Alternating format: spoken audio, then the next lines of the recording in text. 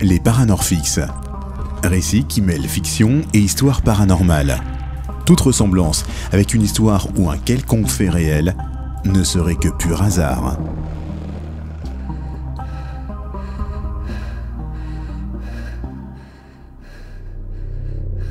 Est-ce que tout va s'arrêter après ça? Lentement, le tabouret se dérobe sous ses pieds, le foulard de sa fille serre son cou. C'est la fin. Nul ne devrait endurer une douleur aussi forte, la perte d'un enfant ou plutôt d'une enfant.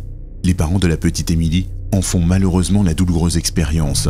Depuis des années, la fillette et ses parents vivaient au rythme des diagnostics de médecins, séjour à l'hôpital et espoir de rémission.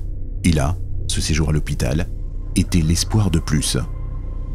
Malheureusement, le coup de folie d'une infirmière a coûté la vie à Émilie. C'est en tout cas les conclusions de la police. Isabelle, une infirmière, aurait craqué le jour de son retour à l'hôpital et aurait tué, dans des circonstances étranges, la fillette. On parle même de sacrifice, en tout cas c'est ce que dit le père Jean, qui rend visite régulièrement à l'infirmière. Isabelle a été internée à l'hôpital psychiatrique de la ville. Le père Jean fait le lien entre la mère de la fillette, qu'il connaît bien, et celle qui lui a donné la mort, pour aider les parents d'Émilie à comprendre et faire leur deuil. Je vous le dis ma fille, si je vais voir cette ignoble personne, c'est pour la remettre dans le droit chemin, et sa repentance n'en sera que plus bénéfique. La mère d'Émilie, assise sur son fauteuil, les yeux rougis de tristesse, répond faiblement. « Vous croyez mon père? Moi je veux juste comprendre pourquoi elle, pourquoi ma fille. J'y travaille, le chemin de la rédemption est parfois semé d'obstacles, mais la lumière triomphe toujours de l'obscurité. » C'est sur ces mots que le prêtre passe la porte. Élise, la mère d'Émilie, se retrouve seule, comme tous les soirs d'ailleurs. La mort de sa fille a eu raison de son mariage. Le père de la petite n'a pu supporter de voir en plus sa femme sombrer de jour en jour. Un bout de pain, un peu d'eau, puis Élise se blottit sur son fauteuil. Comme tous les soirs, elle s'endort assise, enroulée dans les couvertures de sa fille. Dans son sommeil, elle voit une silhouette et entend un chuchotement, puis une voix. « Maman, c'est moi. Tu sais, j'ai plus mal. Hein. Je me sens pas comme avant, mais j'ai plus mal. Maman, tu m'entends? Maman, je parle à papa, mais il me répond pas. Puis quand je vais le voir, il est pas au même endroit que toi. Pourquoi, maman? » Élise se lève en sursaut. Des larmes coulent sur ses yeux fatigués et cernés. Toutes les nuits, depuis le départ d'Émilie, c'est le même rêve. Toutes les nuits. Son médecin lui a prescrit de quoi passer le cap, supporter la douleur. Son mari, lui, n'a pas supporté la douleur du deuil et la douleur de sa femme. Il a préféré faire une pause, prendre un peu de distance pour oublier. Et la journée, il y a cette sensation de présence dans la maison. Parfois une odeur, un objet qui bouge, et puis ces maux de tête le matin. Plusieurs fois, Élise a appelé le père de sa fille au téléphone. « Je te dis que je la sens. Elle me parle. » Et lui, il répond toujours la même chose. « Je sais, Élise, c'est dur pour moi aussi. C'est pas facile. Mais elle est plus là. Il faut essayer de vivre avec. » Élise alors raccroche le combiné. Ce soir-là, l'atmosphère de la maison a changé. Il fait un peu plus froid, plus sombre. L'atmosphère est pesante. La voix d'une enfant se fait entendre. « Maman, tu m'entends? Je suis là, à côté de toi. » Élise sent une caresse sur sa main. Elle est prise de panique. « Non, c'est pas possible. C'est un cauchemar. Je deviens folle. C'est dans ma tête. » La voix est plus nerveuse, voire colérique. « Non mais je suis là. Mais c'est pas possible. Tu dois me voir. Regarde-moi, maman. » Un verre posé sur la table basse vole en éclats contre le mur. La table basse bouge, les lumières vacillent, jusqu'à faire éclater les ampoules. Dans un coin de la pièce, une légère brume blanchâtre apparaît. On y devine une silhouette, celle d'une fillette. Pour Élise, c'en est trop. Un violent mal de tête l'envahit. Son corps lâche comme son esprit. Elle s'évanouit. Quelques heures plus tard, le soleil remplit le salon.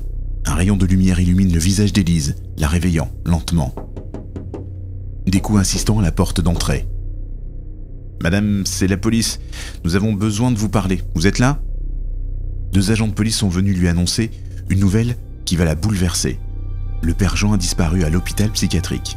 il s'est volatilisé dans la chambre de la fameuse Isabelle. La police et le personnel médical ont retrouvé la chambre de cette dernière sans dessus-dessous, comme pour sa fille, sauf que cette fois, le corps du père Jean a disparu.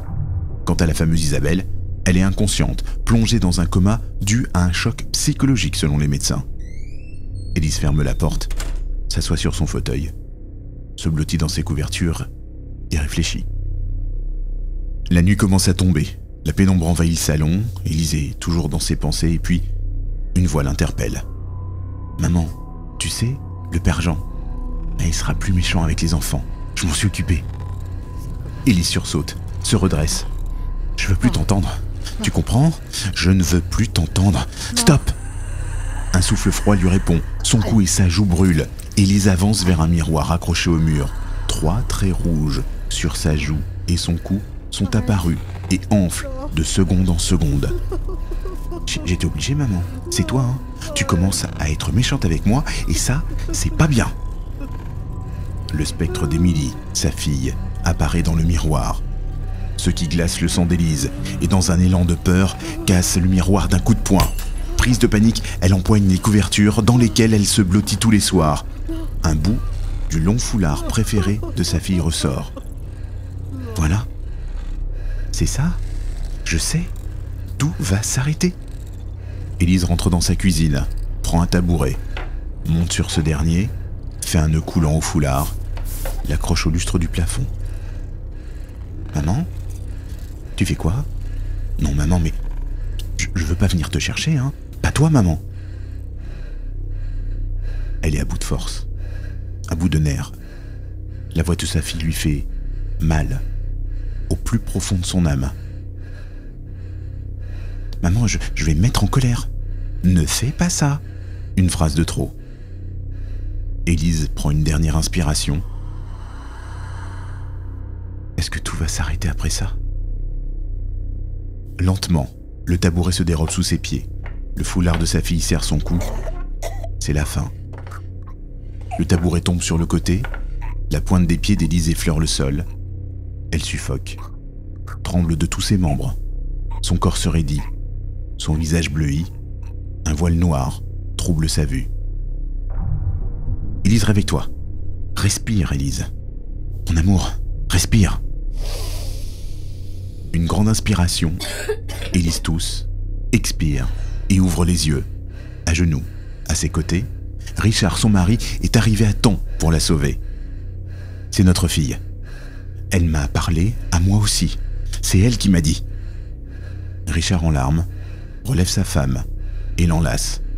Derrière eux, une silhouette blanchâtre apparaît. Tous deux sont enveloppés d'une douce chaleur. Papa, maman, j'ai compris. Je m'en vais. Je vous laisse tranquille. Vous allez me manquer, mais vous savez, quand votre tour sera venu, à moi, je viendrai vous chercher. À bientôt. Je vous aime.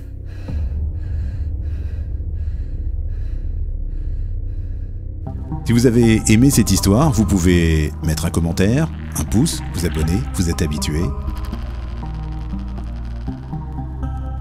À bientôt.